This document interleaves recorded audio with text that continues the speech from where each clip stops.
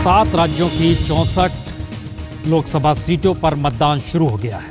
हमारे तमाम रिपोर्टर हर जगह पे मौजूद हैं और जो तस्वीरें अब वहां से आनी शुरू हुई है उसमें सुबह से ही मतदान में लंबी लंबी कतारें दिखाई देने लगी हैं। कुछ इलाकों में गर्मी है, लेकिन इस बार कुछ ऐसी जगहों पर भी वोटिंग हो रही है जो ठंडे इलाके हैं। लद्दाख का इलाका ले लीजिए, कश्मीर में तो है ही स्थिति ठीक, लेकिन इन सब के बीच उत्तराखंड जो समूचे राज्य की जो 5 सीटें हैं वहां पर वोटिंग हो रही है। अमेठी में वाकई कांटे की लड़ाई इसलिए महत्वपूर्ण हो चली है क्योंकि मुकाबला त्रिकोणीय है और जिस तरीके से 3 धाराएं अपनी मौजूदगी दर्ज करा रही है उसमें एक अगर गांधी परिवार है जो मानकर चलता है कि अमेठी विरासत की स्थिति में है, दूसरी तरफ कुमार विश्वास जो मानकर चल रहे हैं कि जी नहीं, इस बार जनता को तय करना चाहिए कि उसकी भागीदारी कैसे हो, और तीसरी स्थिति में है कि दरअसल हर हर मोदी का नारा लगते हुए अब की बार मोदी सरकार का विज्ञापन जिस तरीके से हर जगह छाया हुआ है उसमें कहीं ना कहीं मौजूदगी बीजेपी अपनी दर्ज करा रही है। और स्मृति ईरानी को जो बहुचर्चित चेहरा है, हर घर का चेहरा है, उसे उन्होंने उतारा है, तो कहीं ना कहीं गांधी परिवार के विरासत के वोट बैंक में सेंध लगाने की कोशिश है। राहुल गांधी, स्मृति ईरानी, कुमार विश्वास तीनों अमेठी से, वरुण गांधी, अमिता सिंह, ये दोनों जो शख्स चुनाव मैदान में हैं वो सुल्तानपुर से हैं। ये बड़ी स्ट्रेटजी के साथ बीजेपी ने तय किया, वरुण गांधी को भेजा सुल्तानपुर। बेनी प्रसाद वर्मा, मोहम्मद कैफ और रेवती रमन सिंह, 3 अलग अलग जगहों पर तीनों की मौजूदगी। रेवती रमन सिंह इलाहाबाद में है, कैफ फूलपुर में है, बेनी प्रसाद वर्मा, और ये सारी स्थितियां बता रही हैं कि कितने बड़े बड़े कद्दावरों की साख इस बार दाव पर है। बिहार में अगर आप चले जाइएगा तो वहाँ राबड़ी देवी हैं, रामविलास पासवान हैं, रामसुंदर दास जो कि सबसे उम्रदराज हैं, 92 साल के हैं, वह भी रामविलास पासवान को चुनौती दे रहे हैं।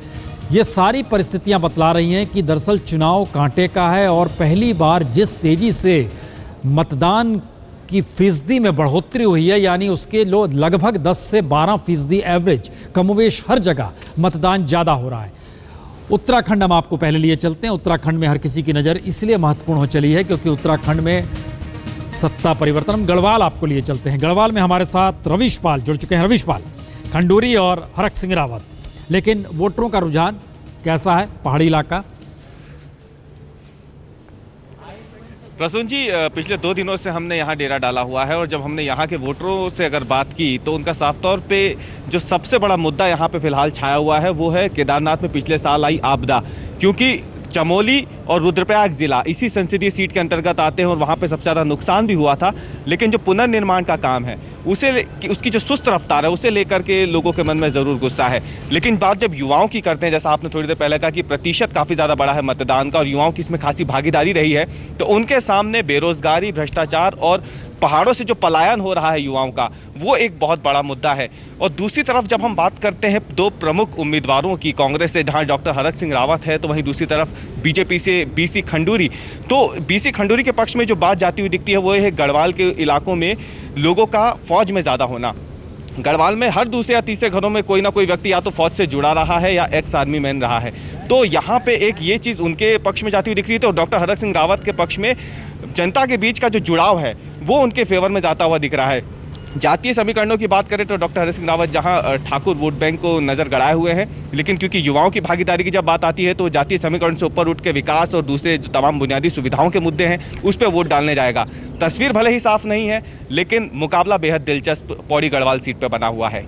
जी रवीश, एक बात बताइए, आप जिसके बात का जिक्र करते, दरअसल खंडूरी अटल बिहारी वाजपेयी ने उन्हें काम सौंपा था सड़क बनाने का, बाखूबी उन्होंने काम भी किया, और संयोग से जिस आपदा का आप जिक्र कर रहे थे उस पीरियड में सड़कें ही सबसे ज़्यादा ध्वस्त हो गई, आवाजाही रुक गई।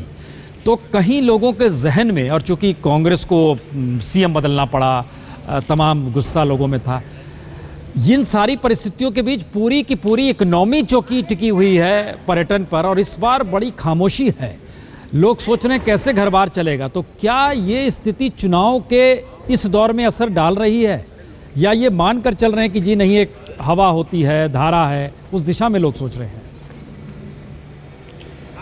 नहीं, बिल्कुल प्रसून जी, बिल्कुल सही फरमाया आपने कि जिस तरीके का कामकाज होना चाहिए था उसको लेकर के जरूर लोगों के मन में गुस्सा है, क्योंकि केंद्रीय भूतल और परिवहन मंत्री थे अटल बिहारी वाजपेयी की सरकार में खंडूरी जी, और उनके कामकाज को देखते हुए, उनकी छवि को देखते हुए कहीं ना कहीं अगर हम बात करें तो लोग उन्हें पसंद जरूर कर रहे हैं। लेकिन क्योंकि अगर हम बात डॉक्टर हरि सिंह रावत की करें तो वो भी सिटिंग एमएलए हैं अभी, और उनका क्योंकि जनता के साथ जुड़ाव अच्छा है तो अभी मुकाबला दिलचस्प बना हुआ है। लेकिन जो बात आपने की आपदा के वक्त में सबसे ज्यादा नुकसान जिस चीज को हुआ वो है सड़क और दूसरा पर्यटन।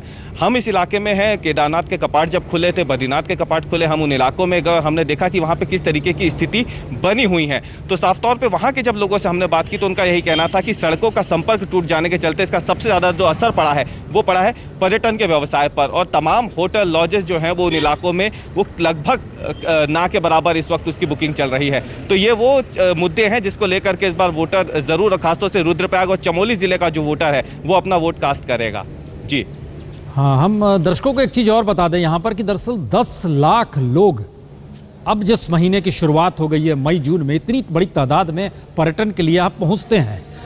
तो एक आखिरी सवाल हम आपसे जरा जानना चाहेंगे, अगर कोई वैकल्पिक व्यवस्था वहाँ पर रोजगार की नहीं है तो क्या लोगों में कुछ परिवर्तन की सोच है, या लोगों में ये सोच है कि जे नहीं मौजूदा वक्त में कुछ और समय दिया जाना चाहिए? क्या है, सोच क्या है? देखिए, पलायन, क्योंकि रोजगार जैसा आपने बताया यहाँ ना के बराबर है, और इसी वजह से लोगों का पलायन या तो देहरादून या दिल्ली की तरफ होता है। तो ये एक मुद्दा है, और इसीलिए लोगों के मन में कहीं ना कहीं इस बात का गुस्सा जरूर है, इल्म जरूर है कि जिस चीज को लेकर के उत्तराखंड का गठन किया गया था, उत्तर प्रदेश से अलग इसे किया गया था, उसके मुताबिक अब तक उन लोगों को अपना अधिकार मिला नहीं है। और यही कहीं ना कहीं पिछले 1 साल की बात करें तो जिस तरीके से परिस्थितियां बदली है पूरे उत्तराखंड में, और खासतौर से पौड़ी गढ़वाल और टिहरी गढ़वाल के इलाकों में, तो कहीं ना कहीं परिवर्तन की बात करते जरूर हैं। लेकिन अभी ये वोटरों के विवेक पर निर्भर करेगा कि वो किन मुद्दों को अपने जहन में रख करके अपना वोट डालने जाएंगे। अच्छा, एक जानकारी है आपको कि खुद रावत साहब सीएम जो हैं वो कहां पर हैं? क्योंकि रेणुका रावत उनकी पत्नी चूंकि लड़ रही है हरिद्वार से। देखिए, वो कल तक तो हरिद्वार में थे और वहीं पर देख रहे थे कामकाज पूरा किस तरीके से वहां पर, क्योंकि उनकी पत्नी वो चुनाव लड़ रही हैं, तो और क्योंकि बीजेपी से पूर्व सीएम निशंक भी वहीं पर मैदान में है, तो रावत जी ने फिलहाल अपना पूरा वक्त वहां दिया जरूर है। हालांकि वो प्रचार करने के लिए, डॉक्टर हरि सिंह रावत के प्रचार के लिए पौड़ी गढ़वाल के इलाकों में भी आए थे, हमने उनसे बात भी की थी। आपदा को लेकर के उनका साफ तौर पर कहना था कि जो पुनर्निर्माण की रफ्तार है वो बेहद सुस्त है और उसका असर कहीं ना कहीं चुनाव में पड़ेगा जरूर, ये उनके शब्द थे। लेकिन फिलहाल जो है वो अपनी पत्नी के लिए हरिद्वार के मैदान में उतरे हुए हैं। देखना यह है कि कितना वो प्रचार जो उन्होंने किया है अपनी धर्मपत्नी के लिए वो कितना काम आ पाता है। लेकिन फिलहाल अगर पौड़ी गढ़वाल की बात करें तो यहाँ पे मुद्दे और हरिद्वार के मुद्दों में कुछ अंतर जरूर है। जी प्रसून जी, चलिए, ये बहुत महत्वपूर्ण है क्योंकि उत्तराखंड की 5 सीटों पर 5 सीट पर कांग्रेस जीती थी पिछली बार। बीजेपी नरेंद्र मोदी की लहर के आसरे कहीं ना कहीं सेंध इन तमाम जगहों पर लगाना चाहती है, और वो जो अपने आंकड़े 272 मिशन के साथ चल रही है उसमें उत्तराखंड बड़ा महत्वपूर्ण है क्योंकि वहां पर एक भी सीट नहीं है। हम कुमार विक्रांत से जुड़ रहे हैं। कुमार विक्रांत, फुर्सतगंज में मौजूद हैं आप। राहुल गांधी पहुंचे या नहीं पहुंचे? ये राहुल गांधी यहाँ पर लैंड कर चुके हैं, और कैमरामैन संजय चौधरी से मैं आपको दिखाऊंगा कि गाड़ियाँ लग गई हैं मेरे सामने। फुर्सतगंज इंदिरा गांधी राष्ट्रीय उड़ान अकादमी है, और जो एयरपोर्ट है वहाँ पर भी राहुल गांधी गाड़ियाँ लग चुकी हैं। राहुल गांधी के जो करीबी हैं कनिष्ठ सिंह, वो उनको लेने पहुँच चुके हैं। तो अब से कुछ ही देर में, किसी भी वक्त राहुल गांधी इसी गेट से बाहर आने वाले हैं। अमेठी की सड़कों पर राहुल गांधी होंगे, वो भी तब जब प्रियंका गांधी लगातार अपने कार्यकर्ताओं से अपील कर रही हैं, मैसेज भेज रही हैं कि मैं दुखी हूँ, मैं नहीं आ पाई हूँ, चुनाव आयोग के नियमों के तहत मैं यहाँ नहीं रह सकती, इसलिए मैं दिल्ली में हूँ, जो दुष्प्रचार किया गया उससे आप भी दुखी हैं, मैं भी दुखी हूँ। तो इस तरीके की अपील प्रियंका गांधी कर रही हैं। राहुल गांधी यहाँ पर 2004 के बाद आ रहे हैं। 2004 में ही सोनिया गांधी ने राहुल गांधी को विरासत दी जाए ये तय कर दिया था अमेठी से टिकट देकर, और उसके बाद 2014 में जब कांग्रेस की विरासत राहुल गांधी को सौंप दी है सोनिया गांधी ने, तब सोनिया गांधी यहाँ प्रचार करने आई हैं। तो सोनिया का रहना, प्रियंका का रहना, राहुल गांधी का मतदान के दिन रहना 10 सालों बाद, ये सारी चीज़ें बता रही हैं कि गांधी परिवार के गढ़ में ब्रांड गांधी को काफ़ी चिंताएं हैं, कोई रिस्क नहीं लेना चाहता गांधी परिवार। और ये गाड़ियाँ निकल चुकी हैं प्रसून जी, आप देख सकते हैं कि वो सफ़ेद रंग की जो गाड़ी है उसमें उसका काफिला निकल चुका है। और राहुल गांधी फुर्सतगंज जो हवाई अड्डा है, इंदिरा गांधी राष्ट्रीय उड़ान अकादमी, वहाँ से राहुल गांधी निकल चुके हैं। ये अमेठी में आता है और ये जो उनका आप कह सकते जो काफिला है वो पहली गाड़ी सामने आ गई है। और इसके बाद ये पीछे की जो गाड़ी है उसमें राहुल गांधी है, सफेद रंग की गाड़ी है। कनिष्क सिंह जो राहुल गांधी के राजनीतिक सलाहकार हैं वो उस गाड़ी को चला रहे हैं। राहुल गांधी ये आपको सामने तस्वीर में दिखाई पड़ेंगे, दाहिनी ओर बैठे हुए हैं। और राहुल गांधी मीडिया से बात करते हैं या नहीं ये हम उनसे पूछते हैं। राहुल जी एक सवाल है। राहुल जी, मोदी जी कहते हैं कि वो निजी राजनीति के हैं, इसलिए वो उनको टारगेट किया जा रहा है। देखिए भैया, मेरा फोकस लोकतंत्र को मजबूत करने का है। ज़्यादा से ज़्यादा लोगों को वोट देना चाहिए, महिलाओं को, युवाओं को, ये मेरा लक्ष्य है। अब वो जो कहते हैं, लेकिन जो नीच जाति के हैं इसलिए उनको टारगेट कर रही है गांधी फैमिली, इस पे आपका क्या कहना है? नीच कर्म होते हैं, नीच जाति नहीं होती, नीच कर्म होते हैं जी। आपको लगता है कि नीच सोच होती है? नहीं, नीच सोच होती है, गुस्से की सोच होती है, क्रोध की सोच होती है, नीच जात नहीं होती है। आपको लगता है कि कास्ट और कम्युनलिज्म का ये जो घालमेल है वो खतरनाक है लोकतंत्र के लिए? तो प्रसून जी, राहुल गांधी ने फिर एक बार नरेंद्र मोदी पर सीधा हमला बोला है और ये कहा है कि नीच सोच होती है, नीच कर्म होते हैं, नीच गुस्सा होता है। तो कहीं ना कहीं जो प्रियंका गांधी ने नरेंद्र मोदी पर हमला बोला था, नीच राजनीति की बात कह के, जिस पर नरेंद्र मोदी ने कहा कि वो नीची जाति से आते हैं, पिछड़े वर्ग से आते हैं, इसलिए कांग्रेस ने ऐसा किया। तो राहुल गांधी ने उसी बात को और आगे बढ़ाया है और अमेठी में मतदान के दिन सीधा हमला नरेंद्र मोदी पर बोला है। क्योंकि आप लड़ाई तो नरेंद्र मोदी और राहुल गांधी की है, भले ही प्रियंका गांधी कितना प्रचार करें। यकीनन 7 गाड़ियां लेकिन निकली, हमने देखा एक के बाद 7 गाड़ियों में और कौन-कौन लोग थे? जी, महत्वपूर्ण लोग जो थे वो जब राहुल गांधी बयान दे रहे थे उनके बगल में जो बैठे हुए थे वो कनिष्क सिंह थे।